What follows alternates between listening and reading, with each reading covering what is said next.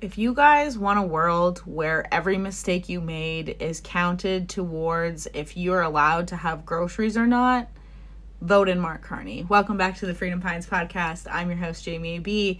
And the deeper I get into Mark Carney's book, the more concerned that I am. Okay, so I will be here every day talking about the election, talking about what you don't see. I'm listening to podcasts, I'm listening to books, I'm gathering all the information and sharing it with you guys because I think that this is important and that the media does not cover this. Okay, so if that interests you, please like, please comment, and please subscribe. And let's get into today's video. So here's the thing. Pierre Poilievre is the type of Canadian who actually listens to everyday average Canadians, okay? We've seen that on Jasmine Lane's video that she posted a clip that he said that he watches her podcast. And that's incredible to me because it's not even just her podcast he's watched. He's watched The Pleb. I am so proud to be voting. I wish it was like America where we could actually go and vote for Pierre Poilievre because I would be proud to vote Pierre Poilievre. And you know what? I have no problem admitting that I was wrong because if I was in America, I would have voted for Trump, but I don't know if I agree with what Trump has been doing, okay? Especially if he thinks Mark Carney is going to win, okay? Because Canada is going to look very, very different if Mark Carney is in. Canada will look like people thriving like it did pre-Trudeau. Picture pre-Trudeau, where we're having a good time and we didn't really realize it, okay? And so pre-Trudeau Canada or the Hunger Games. I am not exaggerating when I say that, okay? Because I really wouldn't be surprised if we become the 51st state under Carney. There is some intense connections happening there between the companies that Trump works with and the companies that Carney works with. And I just want to let you guys know that smells really, really bad to me, okay? Because just realizing that this man is one of the people who conceptualized the ESG, okay? So a world where we are judged by literally every single thing we do. And you know what? That includes what we do in our house. You know why? Because Trump is actually working with, I forget his name. He's the one that said that MNRA personalized immunizations were coming to America. That guy, he also says that we should be able to watch, he should be able to watch Americans through the webcams of their computers.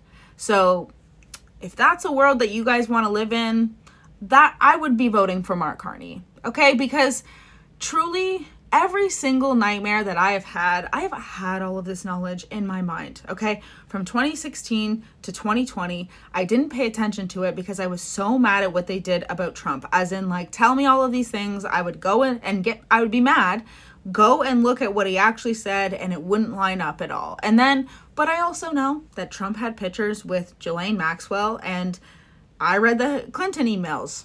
So I literally could not continue being into politics, and because I thought they keep saying all these things to get me mad, but my life hasn't changed.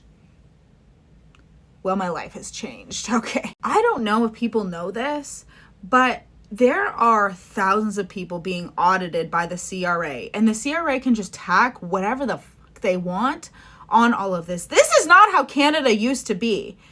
It used to be if you follow the rules, CRA ain't gonna touch you because there was, you know, I'm not gonna say so many actual criminals, but there were actual criminals in Canada that they could audit and get. And now people like Mark Carney put his money through a Bermuda trust fund, bring it back to Canada so he doesn't have to pay as much taxes. But you guys are telling me that I owe you because you shut down our daycares, locked us in our homes. You've got to be joking me. And I am not the only one who is going through this. The CRA is going after everybody they can. And do you want to know why? Because they want everybody to what? Own nothing and be happy. Well, I don't think Canadians are happy. Do you? Judging by the fact that thousands of Canadians come out to a Pierre Poilievre rally, grown men running to him, crying because they know how screwed we've been for the last however many years. And imagine if they're, they took something to work and now their lives are different and their health has never been the same and they can't access health care. You guys, Mark Carney is every single thing. Like, I always thought Justin Trudeau knew what he was doing. I thought that he was, you know what I mean? Especially with the what's going through, like the double. I thought that Justin Trudeau knew. I don't even know, because I was on the left and I was convinced that all these things were okay, like the climate in regards to sea change and all of the action that they were taking for sea change, until it all unraveled, right? Until I was getting my gas furnace because we couldn't afford solar panels because there was tariffs on everything. And then it just led me down this rabbit hole of economics and how screwed Canada was. And that was in 2022. So, I also watched Pierre Poilievre ream on Mark Carney, I believe it was in 2021, about why the hell he was okay with Brookfield having pipelines in Brazil versus pipelines in Canada. Because, by the way, pipelines in Brazil, they don't have the same regulations as Canada. They don't have the same ethical practices or making sure that the workers are treated fairly. That doesn't happen in other countries. So why did they starve out what could potentially be the most profitable country and rich country? We could be the next Dubai, okay? Why? Because they want to absorb us. And what more incentive for Donald Trump to take on Canada than for us to be broke? It reminds me of Eagleton and Pawnee, okay?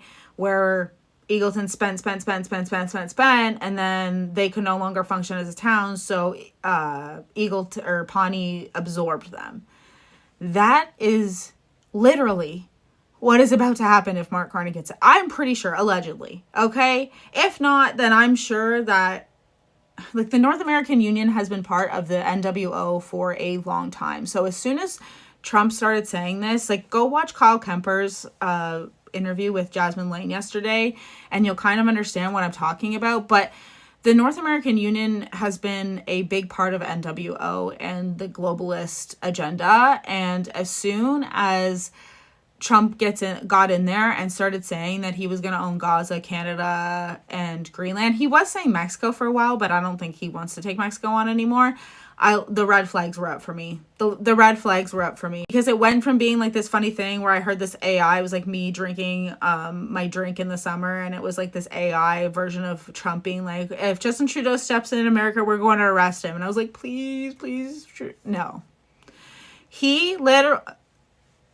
I truly believe that he has worked with Mark Carney in the past, and that it seems like truly Pierre Poilievre is the only person who, over the last 5 years has stuck to his conservative values, but not stepped on so many toes that it would get him kicked out of the party. Number 2, calling out all of the rich elite bastards that have stolen so much money from us.